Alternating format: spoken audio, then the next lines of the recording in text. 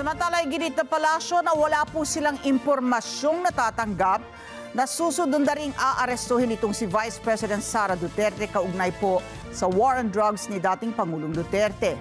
At inirekomenda naman ni PCO Undersecretary Attorney Claire Castro na direkta nang makipag-ugnayan sa International Criminal Court ang sinumang may katanungan patungkol sa issue.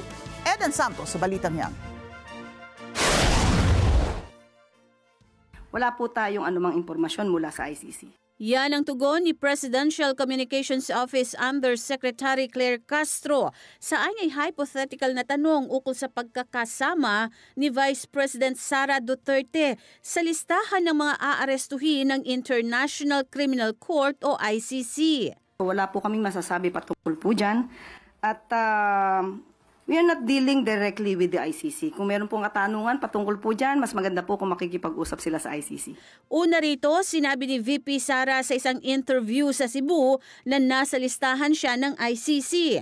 Bukod sa Vice Presidente ay kasama rin sa sinasabing listahan sina Senador Bongo at Ronald Bato de la Rosa.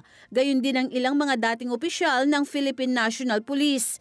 Kinumpirma rin ito mismo ni Presidential Sister at Senator Amy Marcos. So, alam natin na si VP Sara ay nandun sa listahan.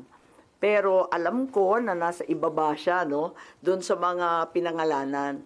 Ngunit, ilang araw nakalipas, may mga report na siya na ang uunahin. Oo, na ako sa listahan. Daghan kaayo ni nga naa sa listahan sa ICC. Nahibaw ko, ana, kay pag-abot na ako dito. Kung saan po nakuha ng Vice Presidente ang kanilang impormasyon, mas mabuti po sana kung sa kanila kukunin. Dahil sa panahon po ngayon, wala po kami masasabi patungkol po dyan.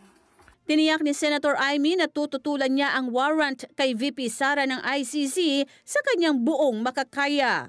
Eden Santos para sa Mata ng Agila. Matatag, matapang, matapat.